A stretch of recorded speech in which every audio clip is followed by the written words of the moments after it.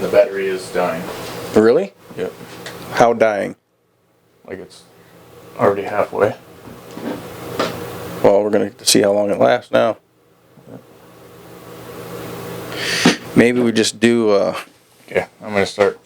Hang on one second. Well, I don't think we got a second. That thing's going to die. Okay. Oh, it's on record? Archery hunters, listen up. If you find yourself in the heart of King County, do yourself a favor and stop in at Rock Creek Archery, located in Tukwila. They have everything you need if you're just beginning to the sport or you've been shooting for 20 years, even an indoor shooting range. Or check them out at rockcreekarchery.com. This section of the broadcast is brought to you by BHA, burpaw.com. Use Ridge15 at checkout to receive a sweet discount. Hey everybody, if you are looking for a game call that is elk, turkey, deer, predator calls, waterfowl calls, we highly recommend PhillipsGameCalls.com. Professional grade game calls made for every hunter.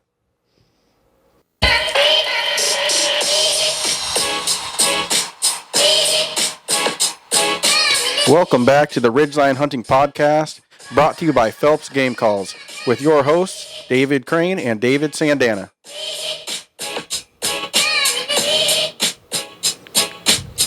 All right, Dave. We're back. Like we are every time we are back. Again. Again. Here we go. Who would have thought we'd have stuck with it? I know, right? This is episode 42 or 43. Technically, yeah. Probably 48. Yeah. So, yeah, on to our second year. We're heading into our second year, and this has been fun. Yeah, it's been exciting. Crazy ride. And, we always get to meet new people, which is one of the things that makes it fun. Yeah. If it was just you and I mean, we'd run out of stuff to say already, I'm sure. But, we meet people every day almost, it seems like. And we have try to keep new, exciting guests on the podcast and bring to the forefront things that are going on in our community. Also, what's going on, if we can do semi-nationally or regionally or something like that, that helps out too. So we have a guest today. Mm-hmm. Why don't you introduce the guest, and then we'll get him on the line, and we'll talk about where we met him, and then we'll introduce him on the show. Yeah, well, this is Trevor from BHA, so it's Backcountry Hunters and Anglers, and we haven't really met Trevor yet. So we talked to a guy at the Sportsman Show that got us in contact with Trevor. So we're actually going to call him up right now. And then I'll have him explain what he does with BHA, and then we'll go from there. Well, for BHA, for those that aren't familiar with the acronym, it's Backcountry Hunters and Anglers. Yeah. It's an organization that help you with your public lands and wildlife. So. Here we go. This is Trevor. Hey, Trevor. This is David Crane and David Sandana. How are you doing? Oh, I'm doing fine. How are you? Doing fantastic. Thank you for joining us on the podcast. Oh, thanks for having me. Yeah, definitely. Yeah, I know it's late on the East Coast. What state are we calling you at? So I'm in Montana for we got our annual rendezvous coming up this week. So I'm here prepping everybody for that and getting ready for all the prizes, raffles, all that stuff. Okay, I thought for some reason you were already gone. No, sorry. Oh no, that's awesome. So at least you're closer in time zone than what I thought. Yeah. Well, it could be bad. A friend of mine just came back from Dubai, and he was saying that jet lag is real. Yeah. But he just flew over the north. Well, I guess what's that? The Arctic.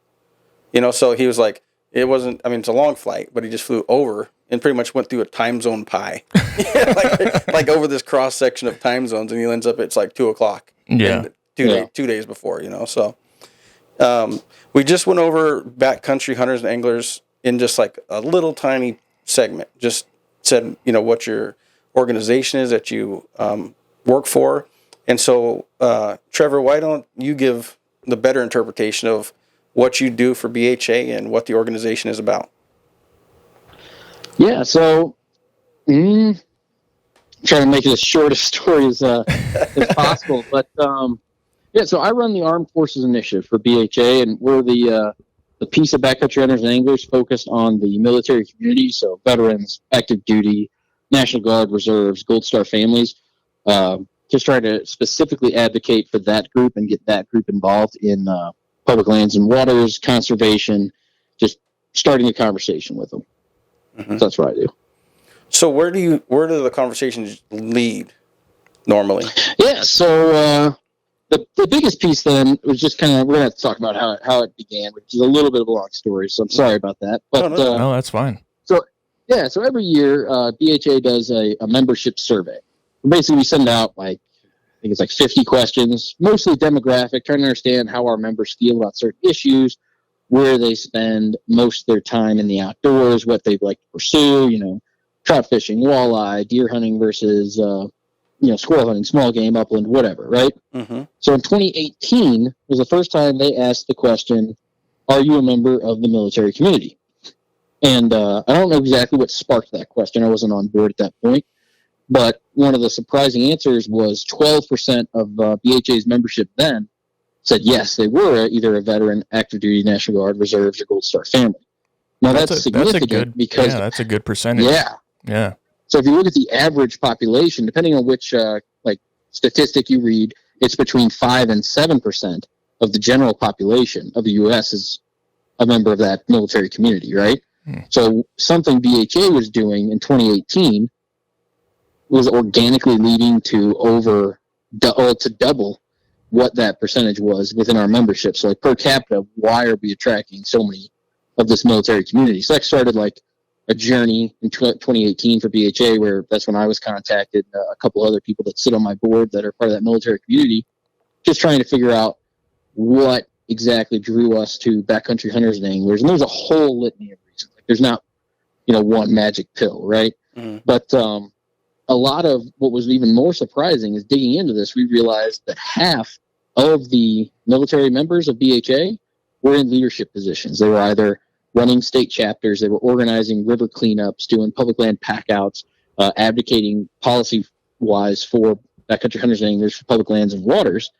So just by the time we figured that out, it's, all right, how do we create an avenue to get more of this demographic engaged, right? If 6%, all right, if half of that 12% of the military population within BHA is our most active part of our membership, how do we get more of them, right? And that's something that any organization would look at. I mean, if, 6% of any company was the most productive 6%, it's, all right, how do I get more of that 6%? So that's what started the Armed Forces Initiative, and that's when I kind of came around as a volunteer, where we're just still trying to figure out what the Armed Forces Initiative meant. How do you best serve this military community? How do we activate them for conservation? Right? So we do this in a number of different ways, but primarily my job is to take members of this military community out hunting and fishing on public lands, just introduce them to the conservation conversation. And that started with me and the 7 members of my board doing 3 trips a year. Right. And that was 2020. We did our first trip. It was in November. It was Eastern Montana mule deer, where we took 18 veterans out with some B tags, which are doe tags in Montana. Mm-hmm. And we just we brought a biologist in, talk about, hey, this is why they live in this habitat. This is the importance of a sagebrush prairie or a shortgrass prairie. This is all the species that live here. This is why we manage deer populations using hunting, why it's one of the tools that is most effective. Where your hunting license dollars go. It's just kind of give them an overview of, hey, this is why we're out here doing this, and then this is how we're doing it, physically how to spot and stalk mule deer, and then also how to prepare that mule deer and take it home to feed you and your family, right? So you're actively participating in this kind of natural cycle of life, right? So that's a lot of things kind of all wrapped into step 1 of what we do. Step 2 that we want to do at every one of our events is we want to talk to them about community in the military community. And this really is less of an organized kind of discussion. I mean, there's no psychiatrist, there's no couch or anything like that. really, this is one of the coolest parts that just happens organically. Is people participate and they just kind of pick up like, oh man, like it's not uncommon that we'll have folks on a mission in Afghanistan in 2011 and realize that at that same camp is the pilot that was flying them. Like they didn't know each other, separate units. Like you don't walk into the Chinook helicopter and talk to the pilot, right? But like, oh man, what part of the country is that in? My dad was. Oh no, shit, I was there. You know, like it's a really interesting dynamic. And what happens as the result of this conversation is, because our events are between 3 and 5 days long normally, is you have a group of people with the same shared life experiences. They're all dealing with just the result of being at war for the past 22 years. They're all dealing with, like, maybe they hunted before the Army, but very few of them hunted while they were in the military. Now they're trying to pick it up again. They're not really sure where to start, how to go about it. And but they have an interest in it, right? So really the second piece is kind of just introducing them to a community of people that can help them continue to hunt or fish without relying on a nonprofit to do it. Because that's my goal. Like if I take anybody out and in 10 years they say, yeah, I went hunting once, it was great. Like that, I see that as a failure. Like the goal is that they can have all the skills and the people to go with to continue doing this on their own. Like it's not a once in a lifetime experience. It's a lifetime of experiences, right? Correct. Like that's the goal. And right now, basically we do like after action surveys. We're at about 82%. It's like 82.6. If I didn't pull the numbers for today, I ran out of time. But in January, 82% was had hunted in 6 months after an event. So like it is working. They are continuing to hunt. But can I interrupt for just a second? Because you got me with so I got step 1 and step 2. But step 1, I had some questions in my head where I'm sitting here. So Dave Crane and myself, both of our families served the U.S. Armed Forces, and my dad was in the Army. And what was your grandfather? He was in the Army, or he was in the Army? Yeah, both of them were. Yeah, in World War II. One was in World War II, 101st Airborne. Like he was D-Day, all that. He went through all that. He was 17. Yeah. And then my grandfather on my father's side was in the Korean War, and he was artillery. So right after. Yeah. So my grandfather and your grandfather were both in Korea at the same time, probably. Probably, yeah. So the the question I had was, I see a lot of times, growing up around JBLM, it used to be Fort Lewis. I spent a lot of time on base with soldiers, and my dad, he'd always talk about, battle buddies and people you serve with. And years later, it was crazy because we'd be walking through, just like you and your rendezvous when you have these organic meetings on, without the couch. My dad will be walking through Fred Meyer or Safeway or something. All of a sudden, he'll just stop at staring at somebody, and they'll look at him and they'll be like, "Hey, were you in South Korea in 1987?" And they're like, "Yeah, I was there. What do you want to know for?" He's like, "'Cause I was over there," and they start thinking, "Oh shit, you're that guy." It's like, it's true. The military community is so tight, but they're on a mission. They're always mission oriented. So they deal with last names, and so like, Sandana, Sandana, that you? Yeah, I remember you. Blah blah blah. They start chopping it up for 10 minutes, and then you're trying to get out of there with your groceries. But I think it's fascinating how they have such a large contribution to BHA. And what I've, this is not scientific, but from observation in a lot of the military members around here, is they're always reaching out, trying to find somebody, because they're usually newer to the areas or not there for very long, So, the organization's like a natural gravitational thing, right? It seems like that's where people are going. This is where we can go and learn. And because all the time they'll ask like, "Hey, where's a spot I can go duck hunt? Yeah. Where's a spot that I can, where I can go hunt deer? I'm not from around here." And they're looking for a weekend friend to do that with. And then they go back on duty. They get back to the base and do their job. But so BHA seems like a natural fit for that. Oh, absolutely. It's that's one of the key reasons that we found that military folks are drawn to BHA is, if you take a average private, right? Like, so you grow up in southern Missouri or wherever, like, how to hunt ducks, you can hunt whitetail and turkeys. You go to basic training for realistically about 6 months, like Fort Benning, Georgia. So you're basic training in your infantry school. You're not hunting. You don't have leave. You don't have a pass to go do any of that. You're just getting screamed at and learning how to be in the Army, right? Yeah. Then you go to like Fort Bragg, North Carolina. right? Okay, well, now all of a sudden there's a difference. Like, you can hunt bear. Like, that's an option. There's wild hogs. There's deer on post. There's quail on post. And if you drive a couple hours, you can be saltwater fishing. Like, just a whole litany of things that you could do that you didn't have access to before. Now, let's say you didn't go to Fort Bragg, so you got to somewhere cooler like Alaska. Like, any of the multiple military bases we have in Alaska, like, now you're hunting caribou, moose, grizzly bear, like, just all wild sheep, mountain goats, just all this crazy stuff, right? But you have no idea what you're doing. You can't, like, if you live in the barracks, like, you're a younger guy, 18, 19, 20, you live in the barracks, you can't keep a firearm in the barracks. Sounds ridiculous, but you can't. Mm-hmm. So you have to find a place to store your firearm safely on post. You need to figure out, where can I go hunt, if I can hunt on post, or if I can't. A lot of military posts you are allowed to hunt on. There's a lot of, it's public land. It just kind of goes by a different term because it's managed by the Department of Defense, and there's a couple more hoops to jump through because you're at the you're on the deferral will always go to the training schedule, right? So, like, the soldiers training on that land will always have priority over you hunting, but there is still plenty of opportunity. So now you're at a point where, all right, well, I still want to hunt and fish. How do I know about it? Well, I could go ask my boss, who screams at me every day, but even if I got up the courage to do that, he got there 6 months before I did, right? And you're at each of these places for 2.5, 3 years. One of those years is probably a deployment if it's been the past 22 years, right? Like, year of training, year of deployment, year of rest, and then you move.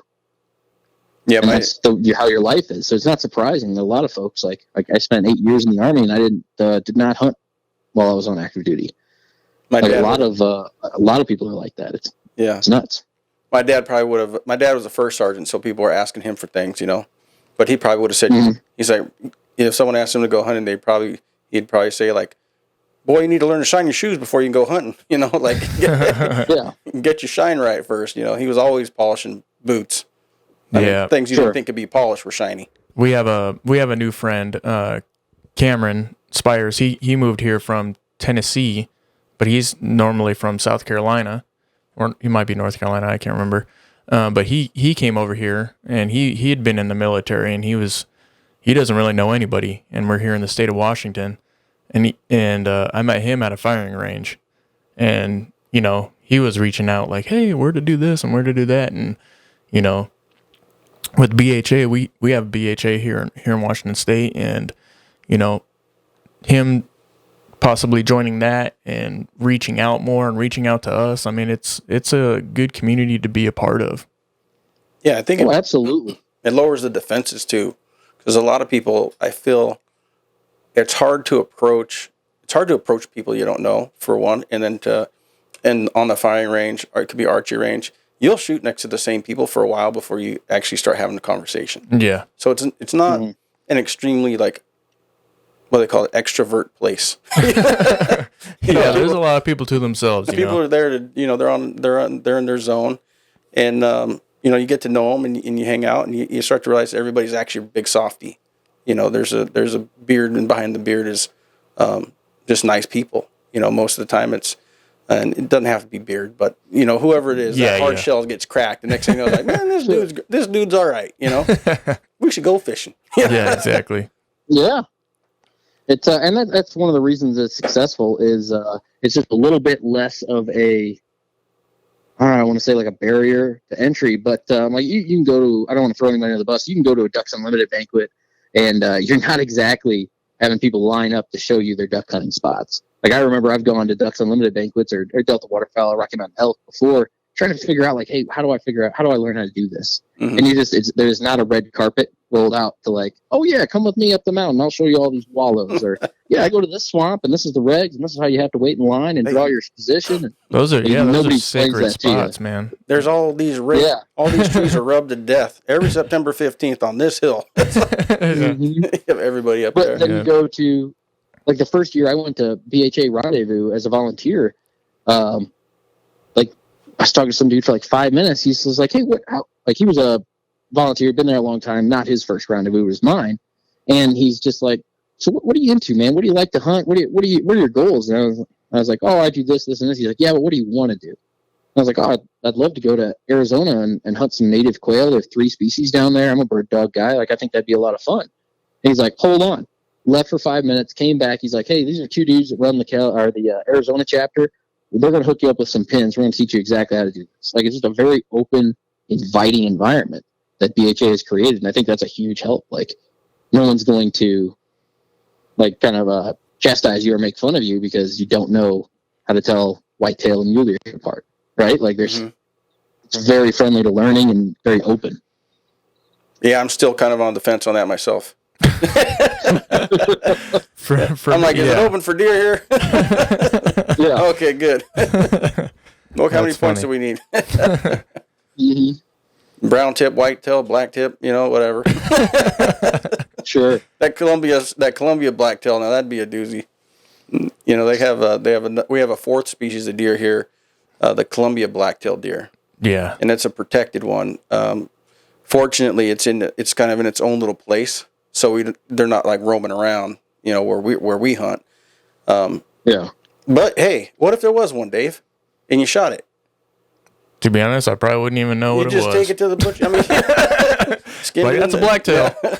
You wouldn't even think about it, honestly. You'd just be like, damn. So it is important, and it's funny to see that experience with the duck hunting stuff, because you won't see my picture on the bragging boards, at Sportsman's Warehouse unless it's fish, because they list all the rivers, like, here's these rivers, and this is what's going on, and they'll say it's good, it's slow, it's hot, like they'll put it in red letters, like hot, hot, hot, and everybody's there. I mean, the next day, that's it. So they do it for lakes and all that stuff, but this gives people a good good outlet and opportunity to get some of that inside information. Because, honestly, these guys, we went over the timing. They're either in the field, they have a little bit of R&R time, and then they're back at work, So their work schedule is, Monday through Friday. They have like an actual hourly schedule. So you have to be there a certain time, then you have PT at this time, or whatever, how your day's set up. Yeah. But it's regimented. And then you have my brother-in-law, Afe, he's getting, what do they call it? I can't remember what he said. But he's getting PCS'd or something no, not PCS'd.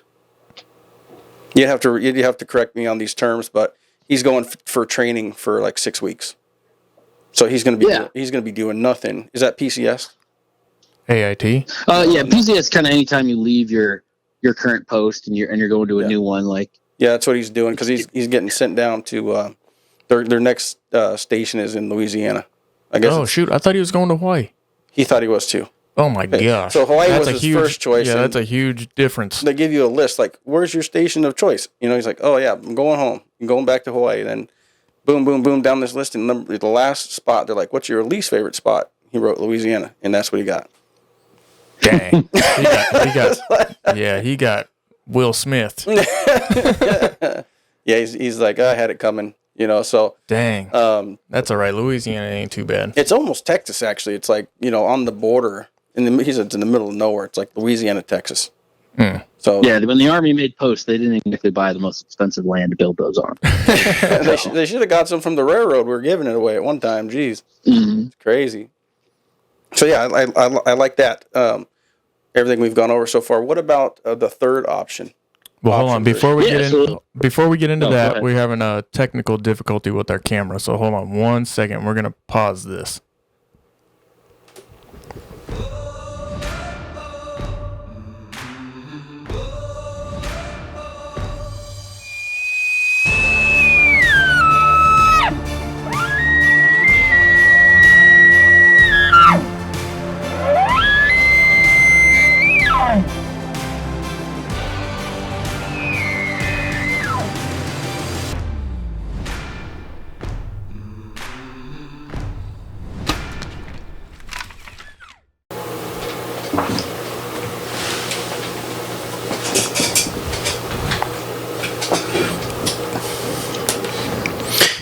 All right, sorry about that. Technical difficulties.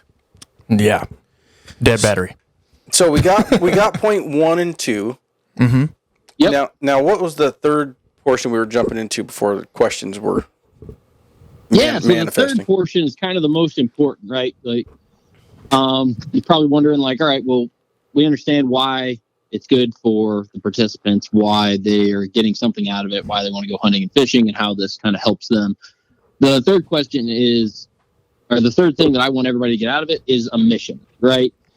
one of the things, especially with our post 9/11 veterans, Afghanistan, Iraq, Syria, for me, I was in 6th grade for 9/11, right? Like, we've lived longer, more Dang, of our lives. you're a youngin. Both Dave and I had to look at each other like, oh crap. There's a whole generation of people that have been at war longer than they've been at peace. Like, being in the military, being knowing like that's what you want to do, like having a mission every day, like it makes a difference. It's how people grow up, right? Like there's a whole generation of veterans that have always had a mission, and now all of a sudden they don't, right?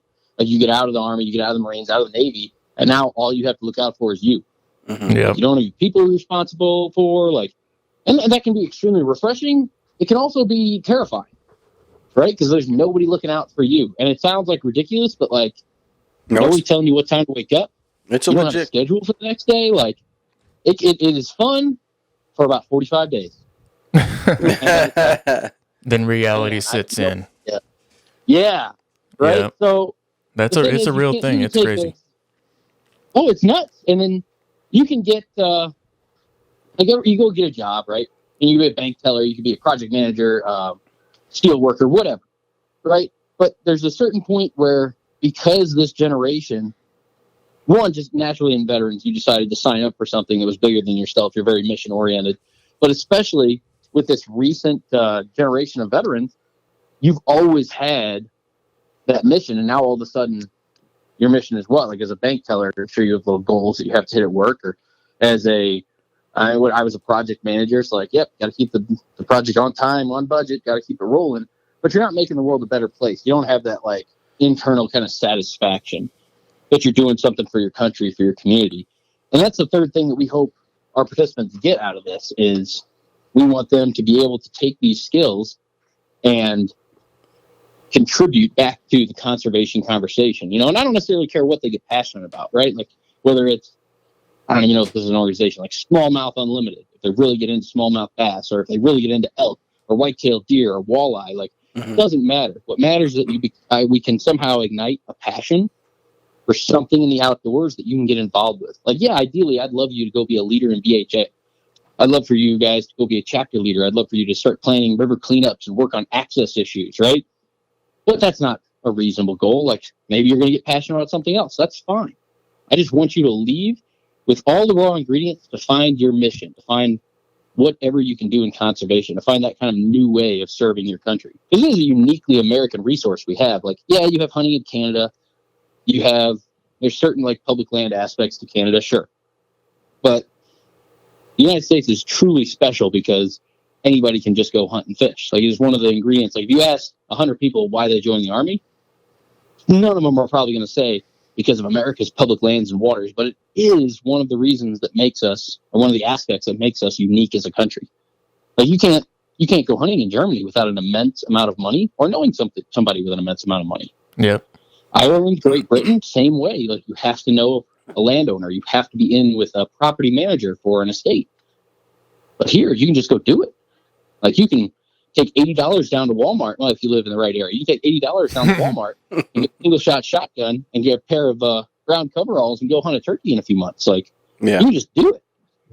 And that's amazing. Right? So that's the third piece. I just want to ignite that mission. Find a passion, whatever they're passionate about. Could be a species, could be public lands, could be like Theodore Roosevelt conservation. Get really into policy, right? Like, that's fine. Whatever your flavor is, that's the third goal. Yeah, get people involved. The involvement of individual at like a grassroots level. And I don't have like insight in this, but the chapters. How do the chapters work?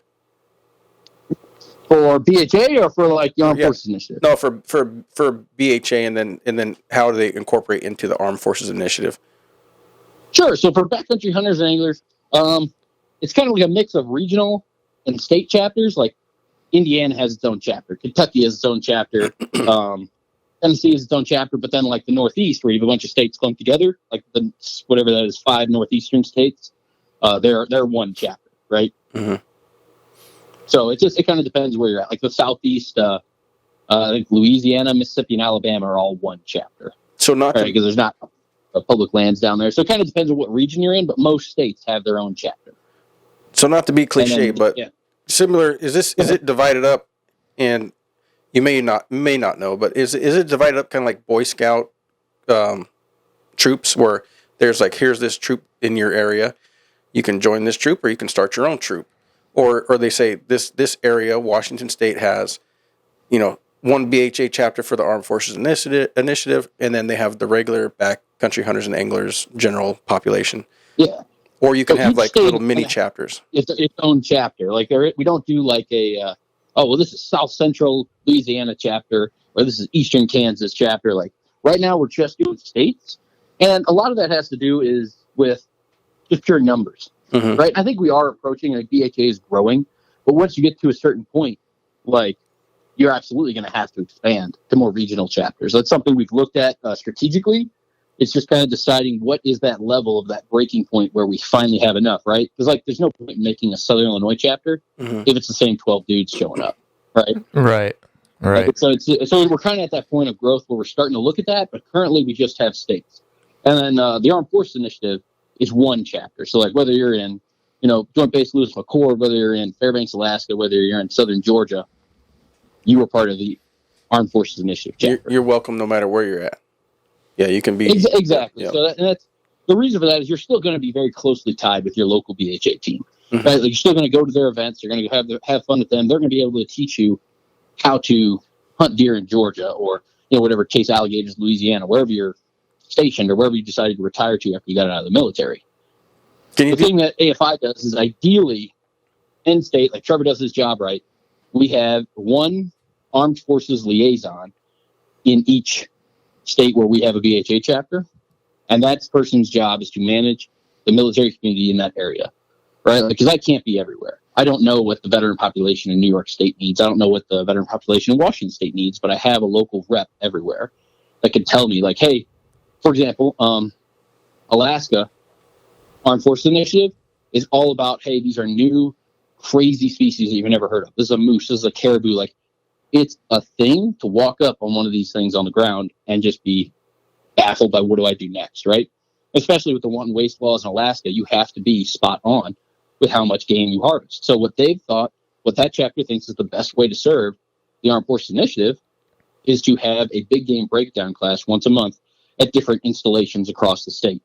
Right, so they have, I'm going to mess it up. It's not Alaska Fish and Game. It's whatever the Alaska Natural Resource Department is. They donate, like, a roadkill moose, roadkill caribou, and they do hey, this is how you break down a moose. This is how you do this. This is how you do it legally, leaving all the right parts intact and harvesting as much meat as you can, right? So that's what they do in Alaska. But in Colorado, what they think the biggest benefit or the biggest need for the military community is, hey, Colorado's got some crazy regs, but there's a ton of opportunity.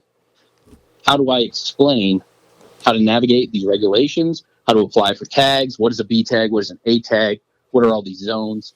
So they do, I think it's quarterly, we're trying to make it monthly, it's just finding the right time, is how to navigate Colorado regulations, right? So you just get stationed at Fort Carson, or you're at the Air Force Academy, or wherever temporary post you're at in Colorado.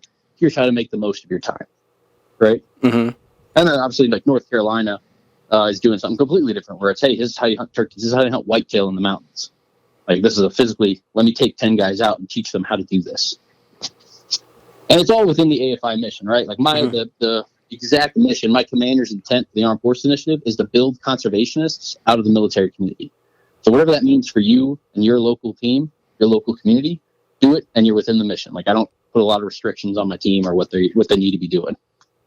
Yeah, the North American conservation model is unique to the world. You know that, and a lot of people don't realize. People say some stupid stuff sometimes. So they're like, I don't hate America. I don't like the United States or whatever. We don't have, whatever that they're angry about today, right? And then I'm like, have you ever been to Mexico? Like, you just go south of the border and see. It doesn't take much when you leave the comfort of the United States to realize that we're very fortunate that we have this government and our Constitution and everything set up, and we have access to things that most people around the world don't. I don't know what I would do if I lived somewhere else. I ask people, a lot of people that I know, like, what do you do for fun? And they don't list anything that's fun. Like, what? Yeah. Like, what are you, like, are you a human?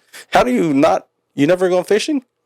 When I moved to New Jersey, like, everybody I knew didn't even know how to swim. But when I lived over here, I was like swimming in rivers and lakes and ocean, and it was like part of life. But it's where the people are from. You know, most people where I lived moved in from New York, so they don't have swimming pools. They're not going into the Hudson. You know, it's like it's just there's not access to those things, and you don't really even know you're missing it if you never had it. Right. And so, being American and having this North American conservation model, and the conservation is one part of it, right? But having the land reserves, the means to do it, the land reserves, you know, and access to public property, you know, it's just public lands. Most countries don't have that. I mean, you might find it in China somewhere if you lived in the jungle, but I'm sure someone would stop you sometime, you know. But there's very few places you could just roam freely and not have to account to anybody for it. Well, some of the other countries, I mean, to even hunt over there, you need government permission to even do it. Mm-hmm. It's nuts. And you have to get permission before you can even say that you're going to hunt the country and whatever species that is open for hunting. You need government, you know, permission. Yeah, it's nuts. Because of our I mean, we need government permission to kill deer, right? And well, you're not calling like the consulate and like, hey, I'm so and so. This isn't like government permission. We can go hike on any property we want to. That's public land, or we have, you know, an access permit to, or whatever. Yeah. But there's certain areas they protect. The conservation protects these lands from overuse too. Like conservation doesn't mean preservation. The difference is preservation means permanent set aside. Conservation means limited. Like we're going to extend the use of this stuff to make sure we always have it. It's not to keep it in one spot to where you never access that.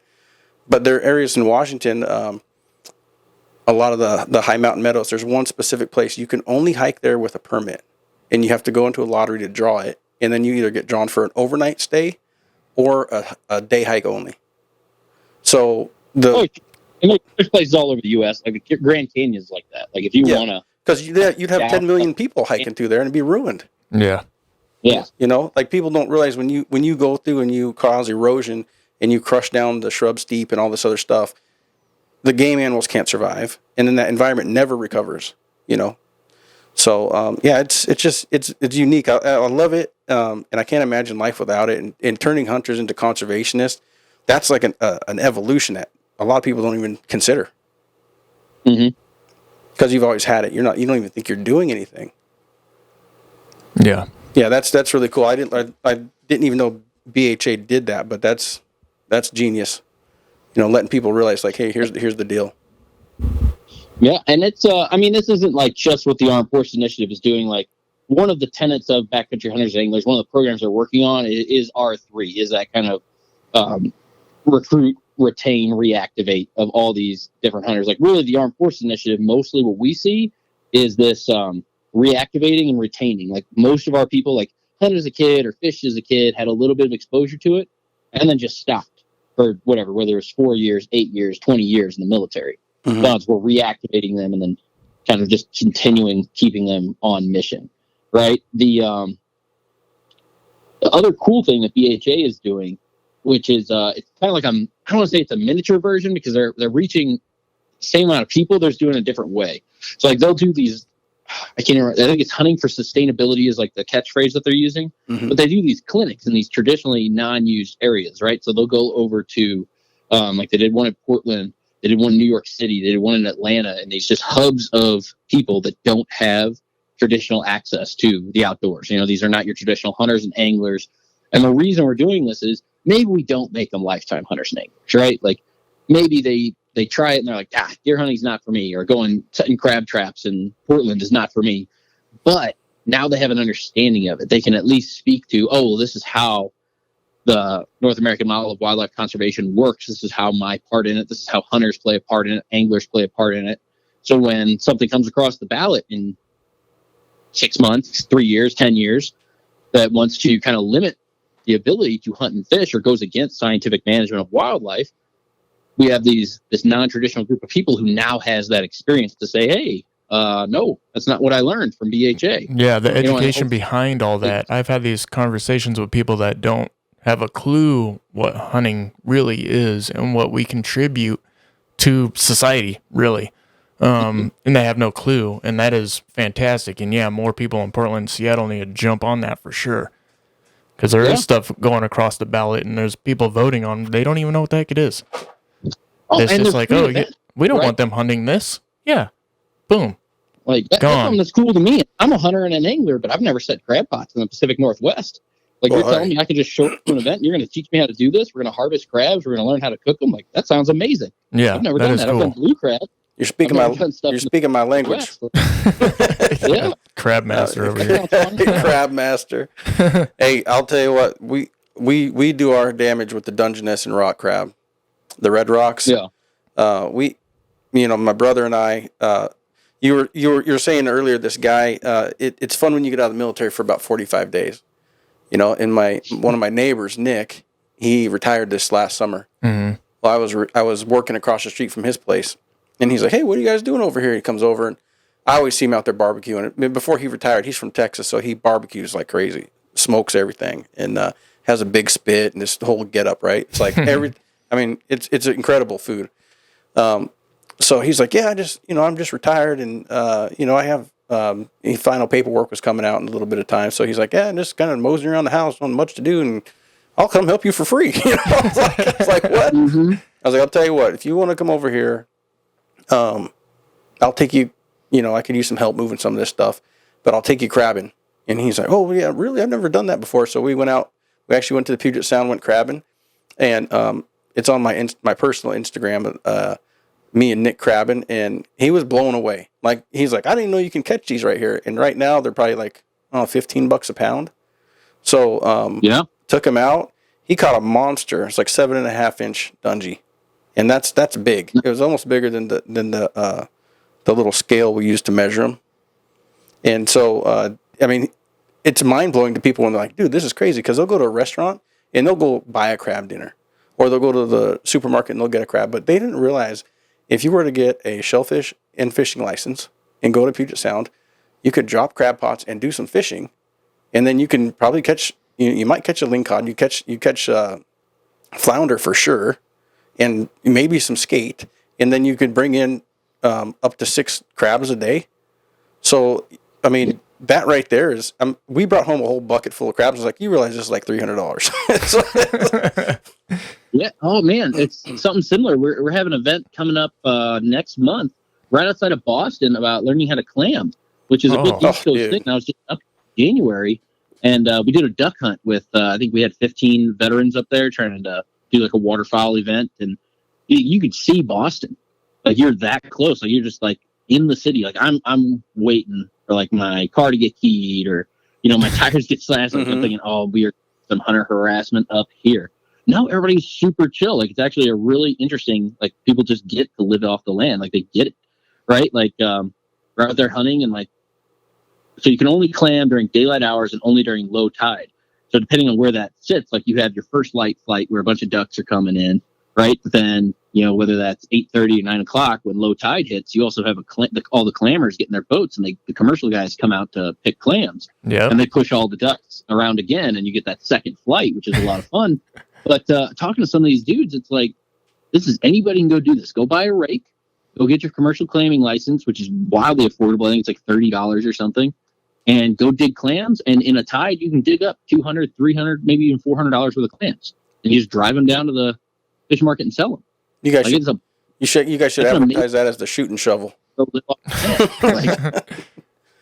They have a cast and blast fishing trip. Yeah, you got the shooting shovel. Where you go duck hunting and clamming the same day. And honestly, I don't want to blow the spot up. But, duck hunting was pretty good. Like I did not expect it to be good, and it was. With all that coast is public, like this big coastal marsh. Like we had 4 groups. Sometimes we had 5 groups, depending on how many people we could fit in what boats and where we were trying to go to. But you didn't run into other hunters. You had plenty of space to spread out. Like you're working divers, black ducks, Canada geese. Like opportunity for some brant. We didn't get any. Didn't have any brant decoys out. I don't know how to call a brant. Like somebody will write in and tell me exactly what I did wrong. But anyway, brant. Dude, it was a really interesting area to hunt, and those places exist all over, right? Like I don't care if you're in. We've got a volunteer down in Los Angeles. Like you hear that, and you're like, oh my god, what does he even do? How do you live there? He's like, I drive 45 minutes, and I'm hunting California quail behind my Springer Spaniel anywhere because it's all public out in the desert. I don't know if you really call it that. Probably have a geocentric term for it because it's not really like just sand, like a barren desert. It's definitely a southern, south, like deserty kind of climate, right? And he's like, yeah, it's great. Like drive 45 minutes. Like you can't find that in a lot of places. That's like, my favorite. You live in a like me, like yeah, that sounds far, but you can't live in Chicago, New York, and drive 45 minutes to go hunting. No, you're still in Chicago. Chicago's huge. We had these same epiphany type moments when we would fish early in the morning in Tacoma. Because there's a segment of people that realizes you get up out of bed, you go down to the pier, or you get on your boat, and you can drop a pot, do some fishing, and everybody else around you there's like a million people, and they're all sleeping, and you're like, you get to watch the sunrise. There's Mount Rainier. There's a lot of stuff people are missing out on when you can just. Mm-hmm. People don't even realize 10 minutes. And they get to see that is one of the things that I found that I always try to. Because really how I started planning these trips, like now we've got, 42 chapters of Armed Forces Initiative. We're taking 1,700. I think last year we took out 1,700 veterans. This year we're looking to take out 2,300. And it's not just veterans, it's veterans, active duty, everybody. It's just easier than saying the whole spiel every time. I just call them veterans. Mm-hmm.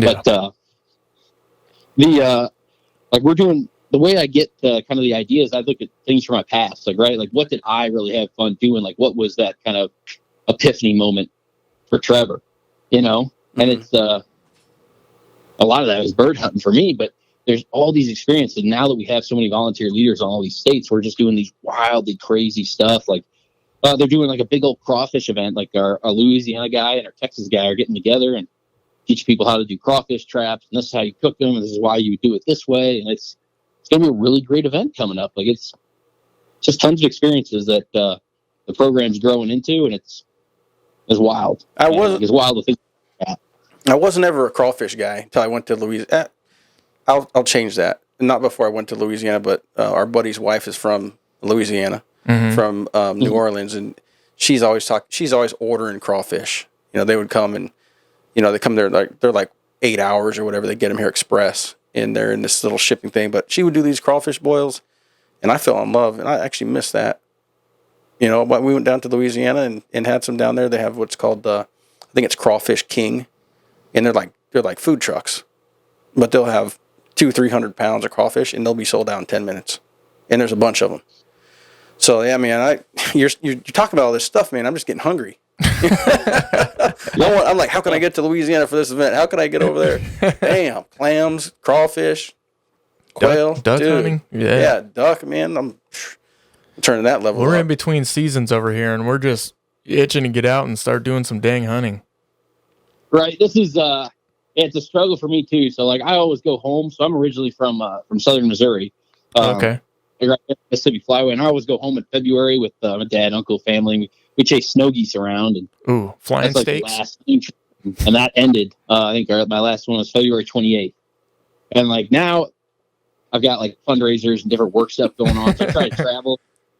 And I'm traveling all March, but I'm just like driving through fields, and you're looking at big old herds or flocks of turkeys. You're looking at antelope trying to move back into the summer range. You're coming out to Montana. Like, gosh, man, you're just in that withdrawals almost. Like you got all those ducks flying north. Like I watched a group of teal in Montana, in Missoula, Montana already. I'm like, what the hell are you guys doing here already? I start seeing them fly north right now. The geese and stuff are back. Yeah. I'm like, oh shit. I mean, you become more keenly aware of your environment when you're involved. I used to watch, I had this house in Puyallup, and I used to be able to watch the sunrise. And over it didn't take too long, a couple of years of living there, I realized that the sun is going to stop behind this tree at the peak of summer. And it would start coming back the other direction. And I was like, when it gets behind that part of that hill, I won't see it again for like 3 months. And you just get aware of these situational things. And, the geese coming down, when I see the first ones in September, I'm like, probably going to be a bad winter. I'm like, this ain't good. Something's going on up north. Yeah. And then this year it was hot here, like 60 until October or something. Almost November. And almost November. It was nuts. And we had the best. I mean, Trevor, you should have been here for this season. We had the best goose season and duck season I've ever seen. And I need more Pacific flyway time. I've been so I was fortunate to hunt all 4 flyways this year for work. Like I got paid to go do this, and which is just I have the best job in the world. But the Pacific flyway is the one I really have not spent enough time in, and I would love to get out there. We're talking about putting a Columbia River trip next year, and really we have some like big fundraising items going through that I don't want to mention. That a lot of them are around bird hunting, but we're trying to put together like a nationwide like waterfowl tour right now, and it's going to be interesting. That would be fantastic. There's far better places than what I know of, but from my experience here this last year, we had hot until October. Then it didn't get cold. The ducks and geese didn't really come down. They all came down December 1. I mean, after that, we were limited by 8 in the morning. Mm-hmm. I'd never done that before, but every single time we were out, we limited geese 3 times. We limited ducks 4 times, and we're putting 6 guys on limits by 8, 9 o'clock in the morning.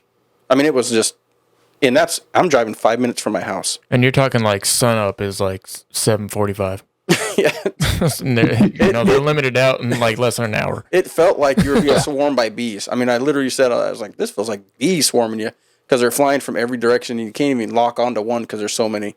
You're like, holy smokes. So it's nice to know that they're around and all that. But I'm a bird hunter, dude. I'm an outdoors dude. Period.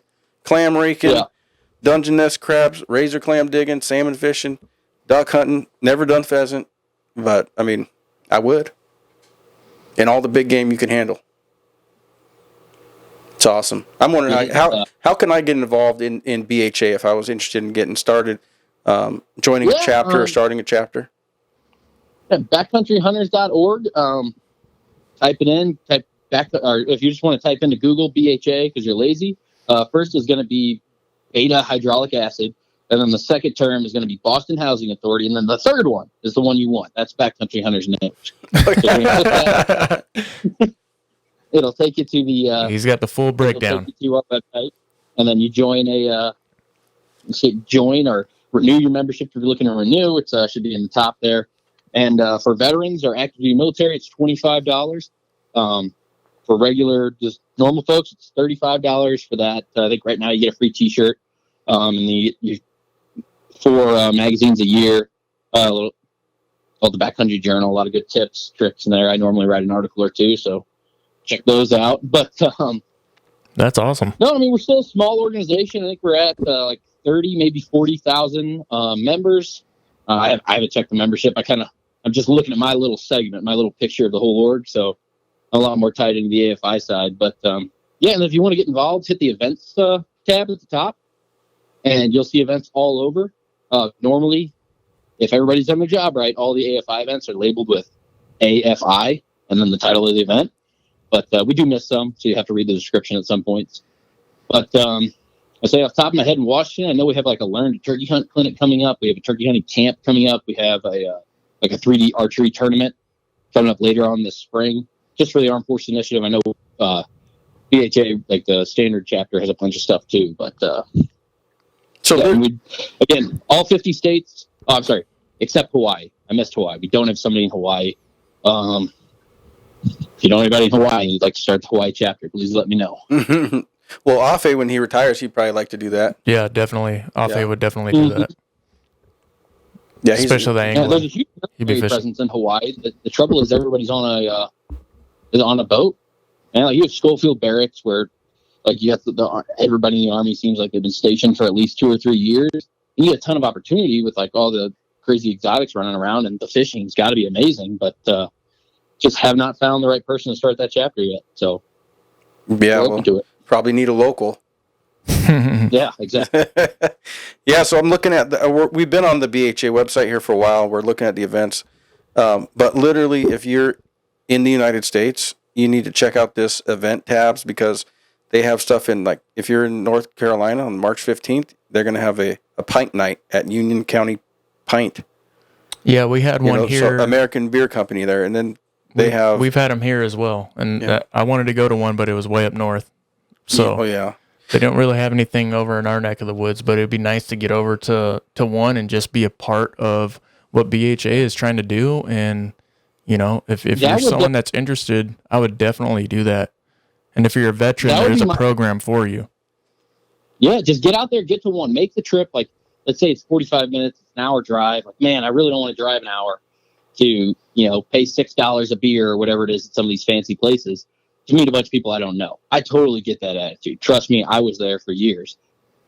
You go with a list of what you want in the state, right? Like, hey, I'm really looking for trapping spots or where I can catch some flounder, some halibut, or whatever you guys have in Washington.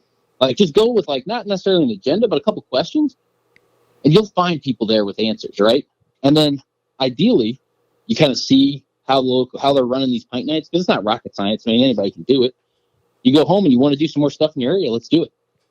Well, like, we just found an event for us.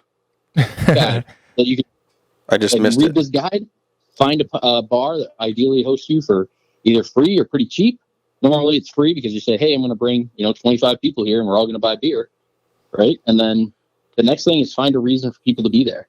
Like, what we like to do is we like to invite Pheasants Forever biologist or whatever wild turkey biologist is in the area, whatever seasons around that time, right? Like, we have one happening at Kirtland Air Force Base in Albuquerque, New Mexico, and they're bringing in this wild turkey, super local kind of wild turkey famous hunter. He runs Beyond the Rubicon. It's his little hunting channel, and the whole deal with that pint night is, show up, buy some raffle tickets, win some cool prizes, but mostly listen to this guy talk about hunting turkeys and how you can be a better turkey hunter.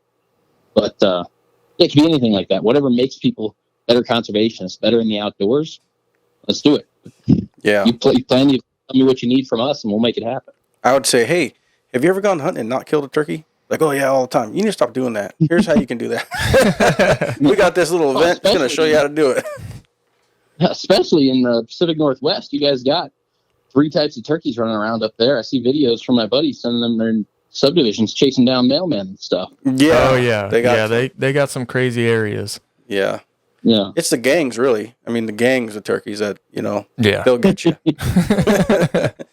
Some people say they're like gangs, they're like these things. Yeah, there's like 80 of them. They'll maraud you, take your wallet. Yeah.